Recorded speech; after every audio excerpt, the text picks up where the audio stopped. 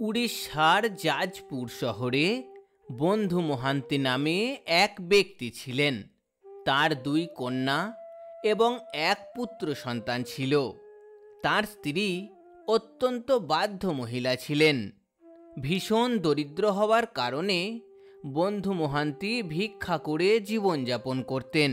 প্রতিদিন ভিক্ষা করে সামান্য যা কিছু পেতেন তাই দিয়েই কোনো রকমে দিন চলে যেত, অবশিষ্ট কিছুই থাকতো না। কিন্তু বন্ধু মহান্তি ভগবান হরির একজন পরম ভক্ত ছিলেন। যেদিন ভিক্ষা কম পেতেন সেদিন তিনি ভগবানের পবিত্র নাম জপ করে দিন কাটিয়ে দিতেন। মহান্তি সকল জীবের প্রতি করুণাময় ও অত্যন্ত সত্যবাদী ছিলেন এবং ব্রাহ্মণদের সেবা করতে তিনি খুব পছন্দ করতেন। কিন্তু তিনি তার পারিবারিক জীবনের প্রতি অত্যন্ত উদাসীন ছিলেন। তিনি মনে প্রাণে বিশ্বাস করতেন যে ভগবানের পবিত্র নাম ছাড়া সব কিছুই ক্ষণস্থায়ী। এইভাবে সুখে দুঃখে তাদের দিন কাটতে লাগলো। হঠাৎ করে একবার জাজপুর এলাকায় প্রবল খরা দেখা দিল। এমনকি মানুষজনও খাদ্যের অভাবে মারা যেতে লাগলো। আগের দিনের মতো সেদিনও বন্ধু মহান্তি এক দানাও ভিক্ষা না পেয়ে খালি হাতে ভগবানের নাম করতে করতে বাড়ি ফিরে এলো। খালি হাতে ফিরে আসতে দেখে তার স্ত্রী তাকে বলল, কি গো, আজও কিছুই পেলে না? বাচ্চারা তো খুবই ক্ষুধার্ত, তারা আর তাদের ক্ষুধার যন্ত্রণা সহ্য করতে পারছে না। আচ্ছা, তোমার কি এমন কোনো আত্মীয় নেই যে এই কঠিন সময়ে আমাদের একটুও সাহায্য করতে পারে? এই কথা শুনে বন্ধু মহান্তি বলল, সাহায্য করার মতো আমার তেমন কোনো আত্মীয় নেই, তবে আমার একজন বন্ধু আছে, কিন্তু তিনি এখান থেকে অনেক দূরে থাকেন। তিনি সকলের মধ্যে সেরা, তার সমকক্ষ আর কেউ নেই। তিনি শ্রীক্ষেত্র পুরী ধামে থাকেন। আমরা যদি কোনোভাবে তার কাছে পৌঁছাতে পারি তাহলে আমাদের সকল সমস্যার সমাধান হয়ে যাবে। স্বামীর মুখ থেকে এই কথা শুনে তার স্ত্রী খুব খুশি হলেন। তিনি বললেন, তাহলে চলো, আর দেরি না করে আমরা এখনই সেখানে যাই, না হলে আমরা সবাই যে মারা যাব। স্ত্রীর মুখ থেকে এই কথা শুনে বন্ধু মহান্তি খুব খুশি হলেন। তিনি ভাবলেন, শ্রীক্ষেত্রে গিয়ে ভগবান জগন্নাথ, বলদেব এবং সুভদ্রার দর্শন তো করতে পারব। এই ভেবে তারা পুরীধামের উদ্দেশ্যে যাত্রা শুরু করল। 4 দিন ধরে অনেকখানি রাস্তা পাড়ি দিয়ে জগন্নাথ মন্দিরের সিংহদ্বারের কাছে এসে পৌঁছানোর পর তারা দেখল হাজার হাজার মানুষ মন্দিরের সামনে দর্শনার্থী হিসাবে উপস্থিত হয়েছে। তাই নিরাপত্তা ব্যবস্থাও খুবই কড়া ছিল। অনেক প্রহরী হাতে লাঠি নিয়ে দাঁড়িয়েছিল। ফলে মন্দিরে প্রবেশ করা তাদের পক্ষে আর সম্ভব হলো না। তাই তারা মন্দিরের পূর্বদ্বারে গিয়ে ভগবান পতিতপাবনের দর্শন করল। নিয়ম ছিল, যাদের জগন্নাথ মন্দিরে প্রবেশ করতে দেওয়া হবে না তারা এই দেবতার দর্শন নিতে পারবেন। সেখান থেকে বন্ধু মহান্তি মন্দিরের দক্ষিণ দ্বারে পেজা নালার কাছে গিয়ে ক্লান্ত হয়ে বসে পড়লেন, যেখানে ভগবান জগন্নাথ দেবের ভোগের জন্য রান্না করা ভাতের সমস্ত মার গিয়ে জমা হয়। মহন্তিকে বসে পড়তে দেখে তার স্ত্রী বলল, তুমি আবার এখানে বসে পড়লে কেন? আমাদের অনেক দেরি হয়ে যাচ্ছে, আর কিছুক্ষণের মধ্যেই তো সন্ধ্যা নেমে যাবে।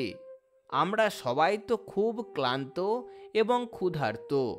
তাড়াতাড়ি চলো, তোমার বন্ধুর বাড়িতে গিয়ে যদি আমরা কিছু খেতে পাই তাহলেই আমাদের ক্ষুধা মিটবে। তোমার বন্ধুর বাড়ি কোথায়? এই সময় তার বাচ্চারাও কাঁদতে শুরু করলো। তারা বলতে থাকলো, আমরা খুব ক্ষুধার্ত, আমরা আর সহ্য করতে পারছি না। যদি তুমি আমাদের খাবার না দাও তাহলে আমরা শীঘ্রই মারা যাব।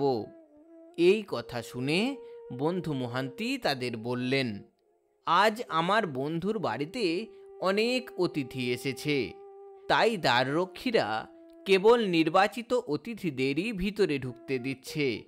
কেউ জোর করে প্রবেশ করার চেষ্টা করলে তাদের মারধর করা হবে।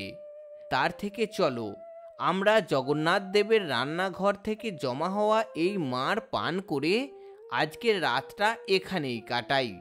কাল খুব ভোরে আমরা আমার বন্ধুর সাথে দেখা করতে যাব এবং তাকে আশ্রয় ও খাবার দিতে বলবো।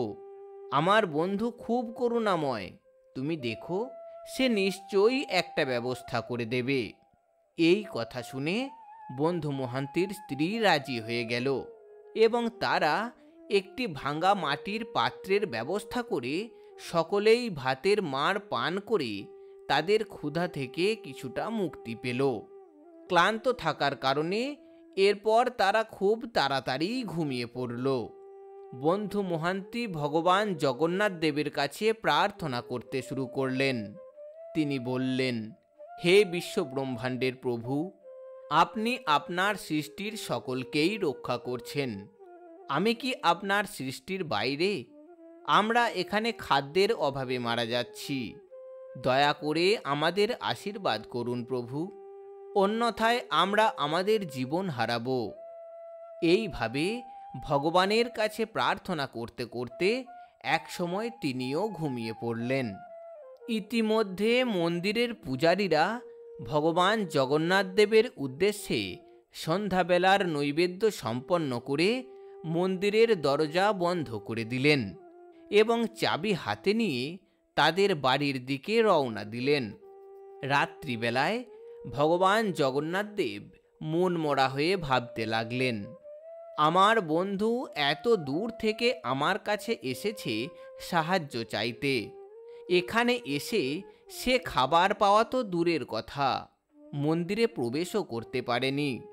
এই অসময়ে আমিই তো তার একমাত্র বন্ধু, তাকে না খাইয়ে আমি কিভাবে শান্তিতে ঘুমাতে পারি?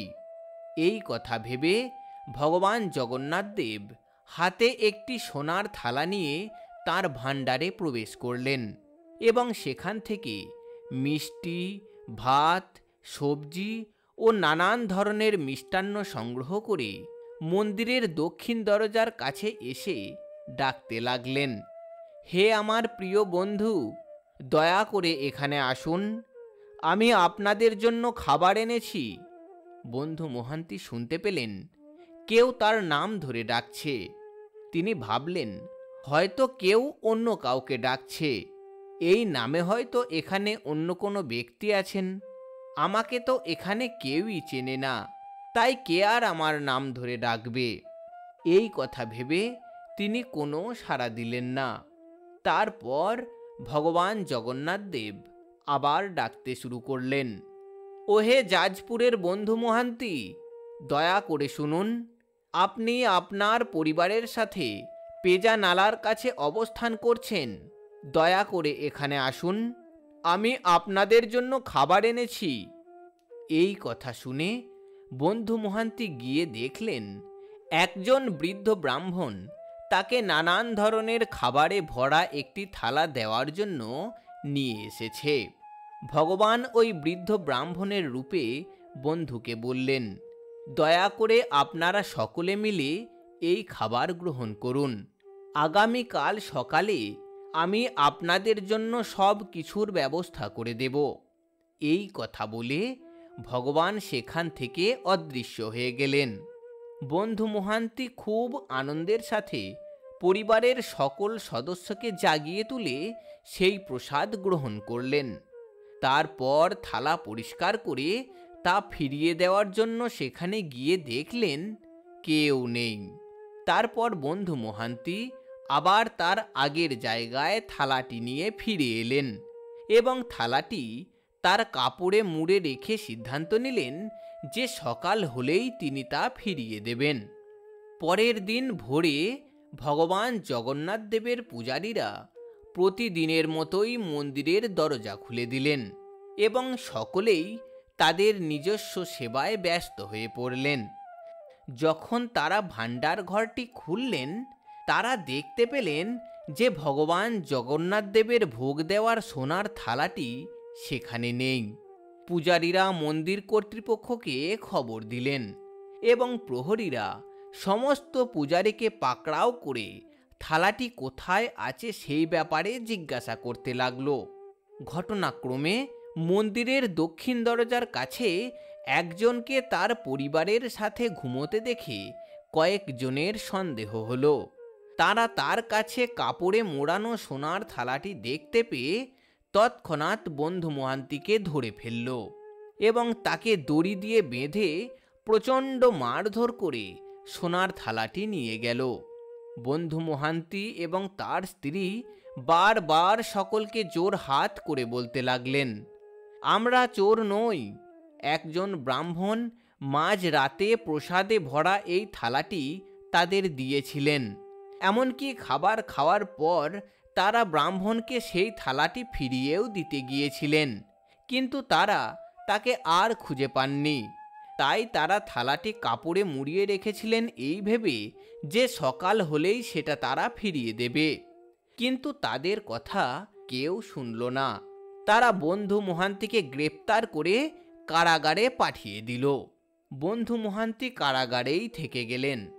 তারপর তিনি ভগবান জগন্নাথ দেবের কাছে প্রার্থনা করতে শুরু করলেন, হে প্রিয় ভগবান জগন্নাথ দেব, আমি এই ব্রহ্মাণ্ডের সবচেয়ে বড় পাপী। আপনি তো করুণার সমুদ্র। আপনি ছাড়া আমার আর কোনো আশ্রয় নেই।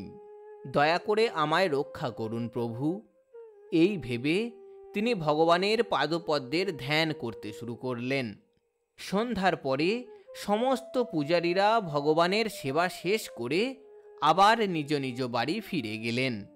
সর্বব্যাপী এবং সর্বদা তার ভক্তদের জন্য চিন্তিত সেই ভগবান তার ভক্তের কষ্ট আর সহ্য করতে পারলেন না। তিনি ঘুমের মধ্যে থাকা রাজা ইন্দ্রদ্যুম্নের স্বপ্নে আবির্ভূত হয়ে বললেন, হে রাজা, দয়া করে শুনুন। আমার বন্ধু যাজপুর থেকে তার পুরো পরিবার নিয়ে আমার প্রতি এই বিশ্বাস নিয়ে এসেছিল যে আমি যেন তাকে থাকার এবং খাওয়ার ব্যবস্থা করে দিই। তাই ওই সোনার থালায় আমিই তাকে খাবার দিয়েছিলাম। তার কোনো দোষ নেই, সে চোরও নয়।